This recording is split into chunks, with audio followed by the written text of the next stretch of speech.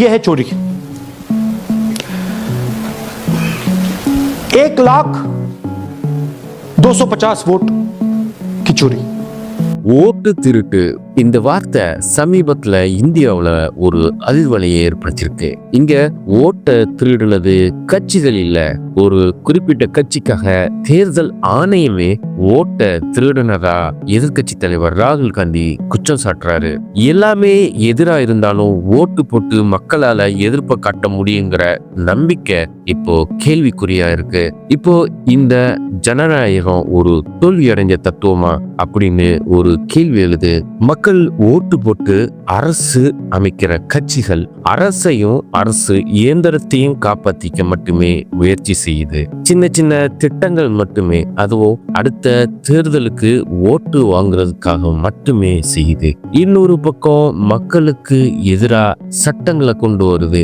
மக்களே மக்களுக்காக ஓட்டு போட்டு தேர்ந்தெடுத்த அரசு தேர்தல் ஜனநாயகம் இந்தியாவுல தோல்வி அடைஞ்ச ஒன்னா இன்னும் அலசுவோம். நான் கலைச்செல்வன், இது கதாகுரு.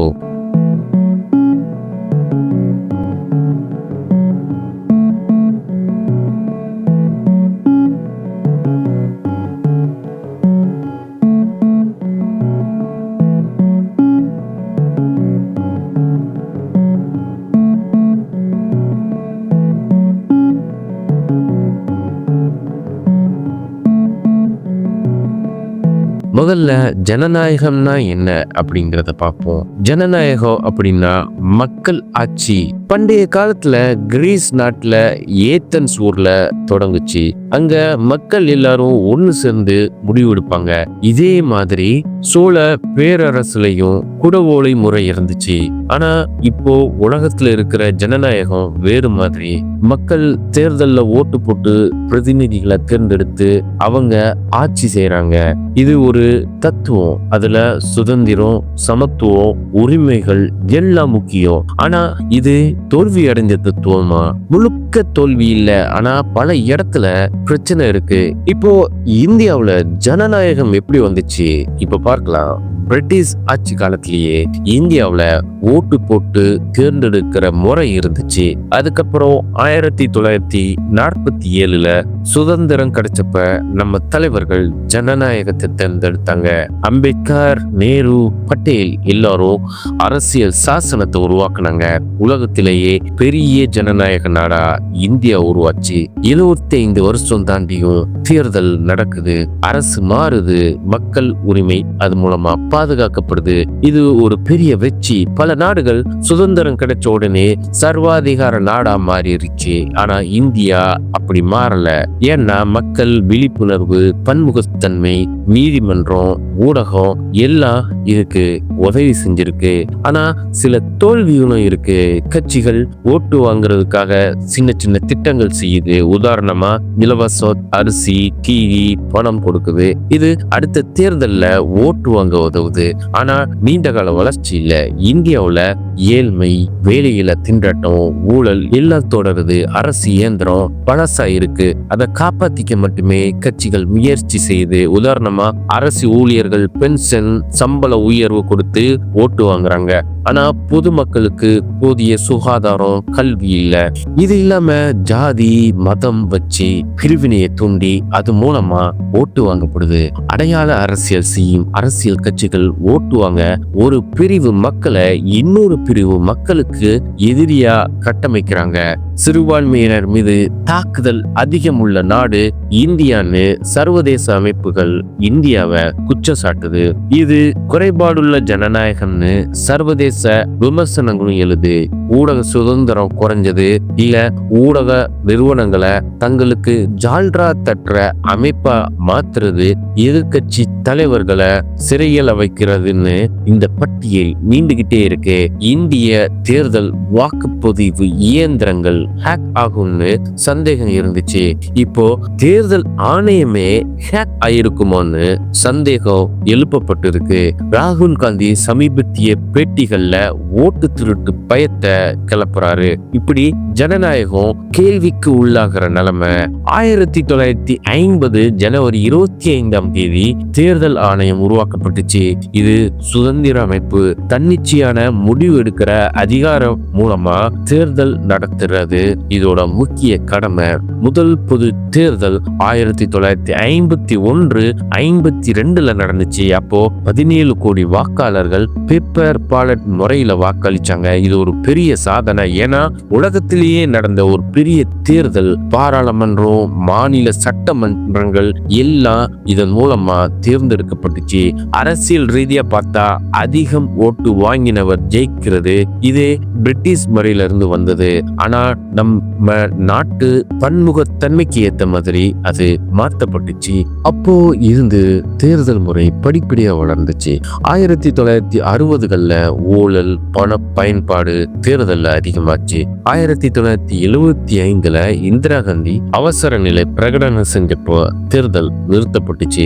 அது ஒரு பெரிய அரசியல் சர்ச்சை, ஜனநாயகத்துக்கு அச்சுறுத்தலா இருந்துச்சு. ஆனா 1977 தேர்தல் நடந்து இந்திரா காந்தி தோற்கடிக்கப்பட்டாரு.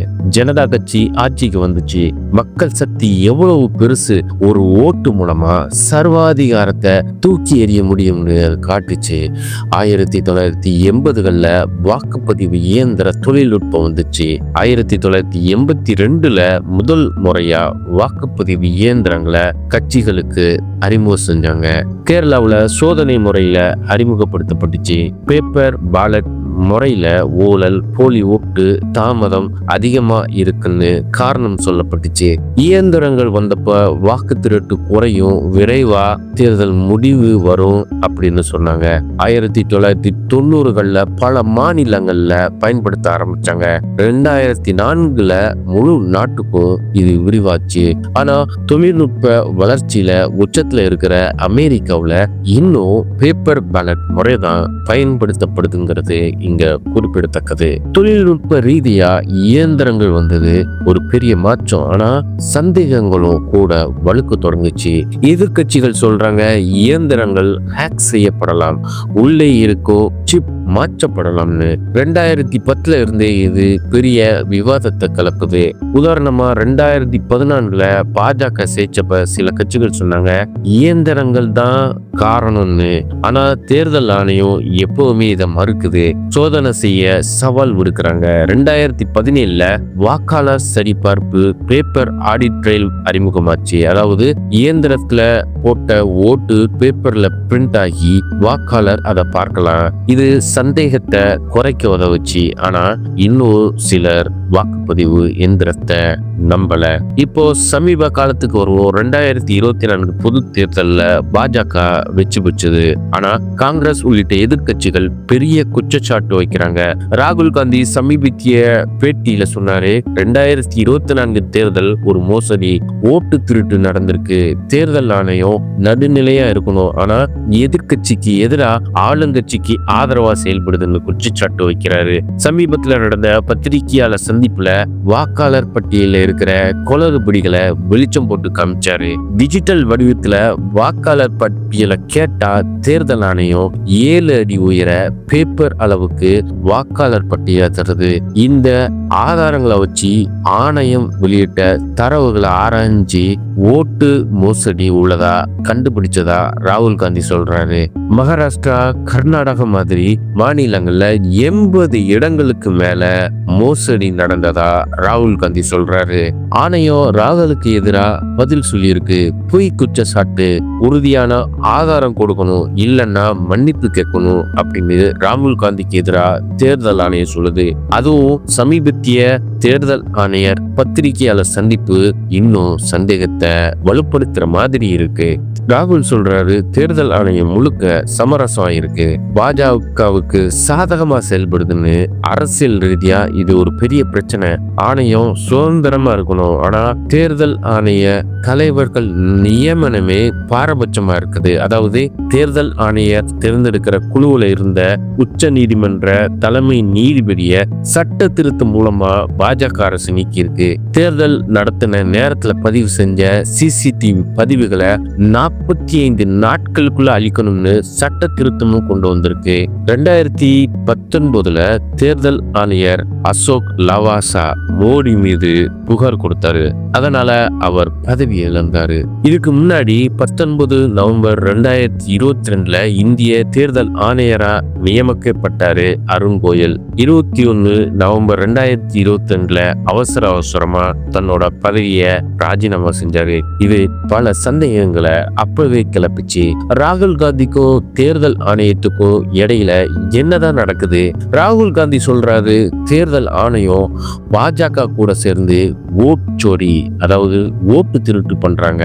குறிப்பா பீகார்ல SIR ஸ்பெஷல் இன்டென்சிவ் ரிவிஷன் ஒரு ஓட்டர் லிஸ்ட் ரிவிஷன் ப்ராசஸ் நடக்குது. இதுல ஏழைங்க, குறிப்பா சிறுபான்மையினர், பட்டியல் சாதியினரை கலர் பட்டியல இருந்தே நீக்குறாங்க, போலி என்ட்ரிகள் சேர்க்கிறாங்க, வீடு நம்பர் 0ன்னு போட்டு டூப்ளிகேட் ஓட்ஸ் உருவாக்குறாங்க அப்படின்னு குற்றச்சாட்டு வைக்கிறாரு. இதனால ஒரு குடிமகனோட அடிப்படை உரிமை, ஓட்டு உரிமை பாதிக்கப்படுதுன்னு சொல்றாரு. இதுக்காக ஓட்டர் அதிகார் யாத்திரான்னு ஒரு போராட்ட யாத்திரைய பீகார்ல தொடங்கி இருக்காரு ராகுல் காந்தி. அவர் சொல்றாரு, நான் ஆதாரம் கொடுக்கிறேன், ஆனா தேர்தல் ஆணையம் பாஜகவுக்கு உதவுது.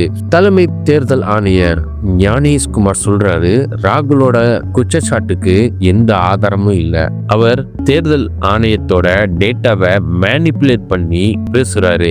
இந்த குற்றச்சாட்டு இந்திய அரசியல் அமைப்புக்கு அவமானம்னு சொல்றாரு. அதனால 7 நாட்களுக்குள்ள ராகுல் அபிடவிட், அதாவது சத்திய பிரமாணம் கொடுத்து ஆதாரத்தை சமர்ப்பிக்கணும், இல்லாட்டி மன்னிப்பு கேட்கணும்னு தலைமை தேர்தல் ஆணையர் சொல்றாரு. சமீபத்திய ஊடக சந்திப்புல வீடு இல்லாதவங்க கிட்ட வீடு நம்பர் 0 போடுறது நார்மல்னு, டூப்ளிகேட் லிஸ்ட் கிளீன் பண்றதுதான் SIRன்னு விளக்கம் கொடுக்கிறாரு. இந்த பிரஸ் கான்ஃபரன்ஸ் ராகுல் காந்தியோட யாத்ரா ஸ்டார்ட் அப் ஆகிற அதே நேரத்துல அதே நாள்ல நடந்ததுதான்.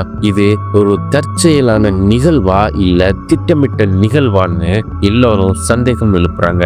மொத்தமா பார்த்தா இது பீகார் அசம்பிளி எலெக்ஷன் வர்றதால ஒரு ஹாட் டாபிக்கா மாறி இருக்கு. ராகுல் சொல்ற மாதிரி ஓட் மேனிபுலேஷன் இருக்கா இல்லையான்னு இன்னும் தெளிவா தெரியல. ஆனா இந்த சண்டை இந்திய எலக்டோரல் சிஸ்டத்து மேல உள்ள நம்பிக்கையை கேள்விக்குள்ளாக்குது.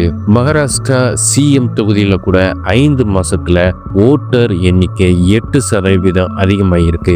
சில பூத்துக்கள்ல 20% முதல் 50% அதிகமாயிருக்கிறதா ராகுல் காந்தி சொல்றாரு. போலிங் பூத் CCTV ஃபுட்டேஜ் கொடுக்க மறுக்கிறாங்க.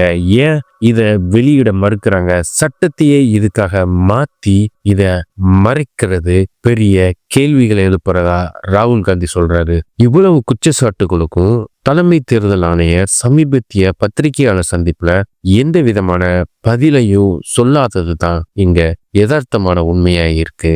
இந்த கருத்தின் மேல் உங்களுக்கு எதிர்கருத்தோ ஆதரவு கருத்தோ இருந்தால் அதை கமெண்டில் தெரிவியுங்கள். மேலும் இந்த சேனலை சப்ஸ்கிரைப் செய்து உங்கள் ஆதரவை எங்களுக்கு தாருங்கள். மீண்டும் ஒரு காணொளியில் சந்திக்கிறேன். அதுவரை நன்றி, வணக்கம்.